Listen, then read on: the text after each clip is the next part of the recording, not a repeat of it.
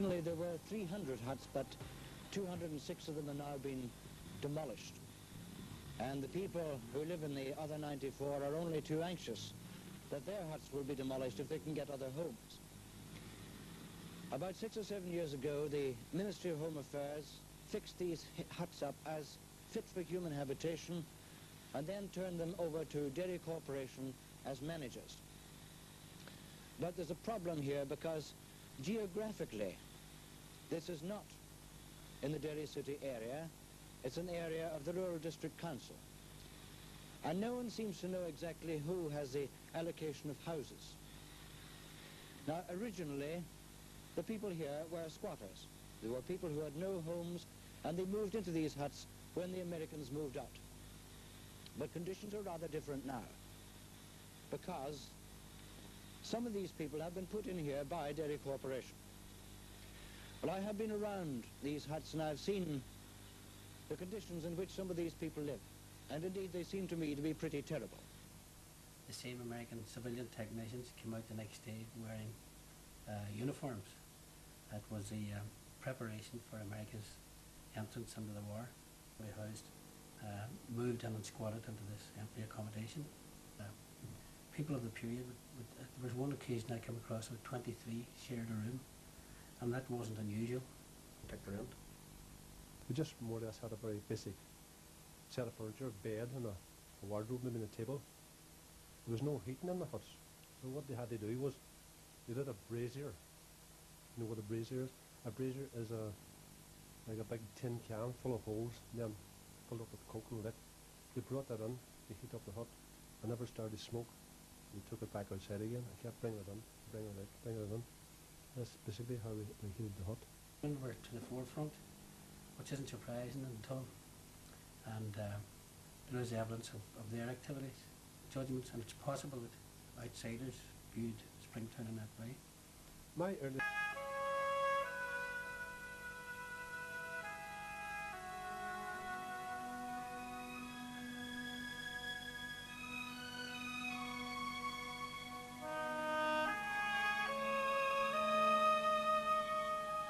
up in our teddy bear gear, you know. I can remember that well. My sister's gone in with a can dresses and all, you know. And how they got the money for this clad with the wanted these card hops and things like that there. But that's about it. Well, when I started, I just sort of in the mid-1950s. That was 1965, 66 when we had a silent protest from Springtown Camp right up onto the hilltop. Right? That's what you didn't get. The MP at the time was Mr. Eddie McAtee. He was a nationalist leader, and in fairness to him, he done the best he could, you know. And but there was just no houses getting allocated.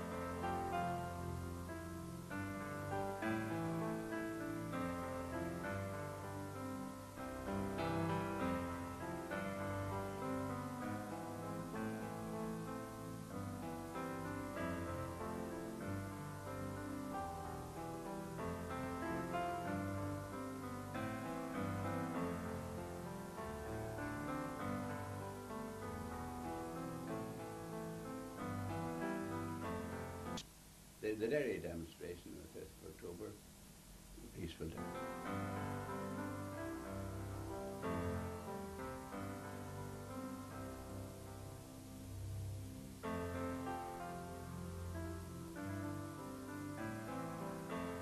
Reasonable majority without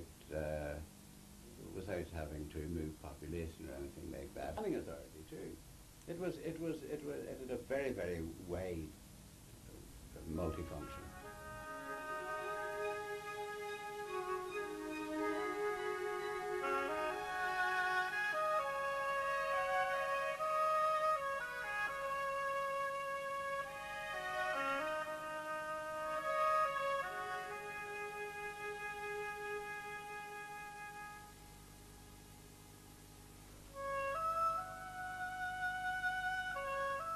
Back to Derry to talk to Mr. Murphy, who is the housing manager for Derry Corporation. Mr. Murphy, what's the attitude of the corporation towards these people at Springtown? Well, sir, for me to intimate to you here today the attitude of the corporation towards Springtown, I would find it difficult. The problem is such that it may well become a tussle between my council and the neighbouring local authority, and the outcome may well have to be settled in court. Could we take it from that then that neither authority will really accept responsibility for housing these people? Yes, that is the position. So while the two authorities fight it out, the people are without homes to go to? That unfortunately is so. Are conditions bad in your hut? Bad? I'll just tell you, I had a youngster died with pneumonia. I didn't hide it from the corporation because I published it in the telly and let them know. And for to get an interview with Mr. Murphy to tell him about the conditions of the hut, it's like going to see the Queen of England. Both him and Mr. Glover, there's no chance of getting to see them. Mrs. Kathleen Lynch lives at 104 Springtown Camp. Can I ask you what it's like living here? Well, it's miserable living on here. Miserable. Miserable to me anyhow, and to my man. Matter of fact, everyone here, it's miserable to me. Because I have no pleasure living here, whatever. What's it like when it rains? Terrible. Tell me what happens. You're flooding out just. You're lying in water. The water's dropping down the very top of you where you're sleeping at night. Falling down the top of you, even falling on the top of the children. You have to bring up the bedclothes, as a matter of fact, to dry them all. That's what I have got to do. Bring them all up. This ruins your bedclothes and It your does. furniture. Destroy them.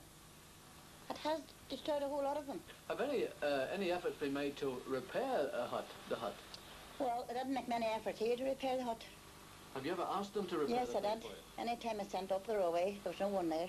And they never came back and No, repaired? they didn't. Very seldom they came back at all. Well, how much rent do you pay for a place like this? 12 and 6 a week. You don't think it's worth it? I don't. I don't think it's worth it. Could. And also, of course, Eddie McAteer, our MP, who was MP for the rural district, for that part of the rural district, he gave them tremendous help. And I believe there's no politics concerned in this at all. No politics whatever. I am a Roman Catholic and this is a Protestant woman here, and we're both made up our mind to see it we get out of this camp here because it's unfit for human habitation. That's just the plain way of putting it. Well, I'm a Protestant and I just feel the same way as Mr. Doherty. Religion doesn't enter into it in any way. And we both want it. Both sorts want out. We want houses. How long have you been here? 17 years coming the end of May. How did you come in?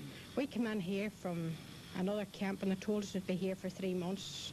But it's been a long 3 months. the conclusion, well, a spark that led to very good things and led to some appalling. But what are you going to do if they put you out of this place? What can I do? I'm going to sit down and just do what everybody else does. There's nothing else to do. I don't think they have any right to put us out. They should house us. I mean, the corporation has housed people that should have been housed in the rural district. They've housed them in Derry, up in Rosemount. And you're determined to live in Derry? Yes. I mean, I come from Derry, born and reared, and I think I've a right to go back to it.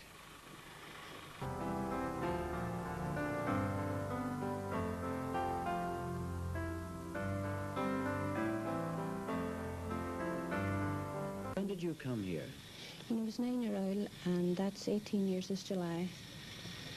And I was only 9 years of age then. And now you've reared your own family here. I have 6 youngsters now, trying to rear them in one room. Is there any chance, do you think, of getting a house? No, the chance, because the lodgers aren't recognised out here.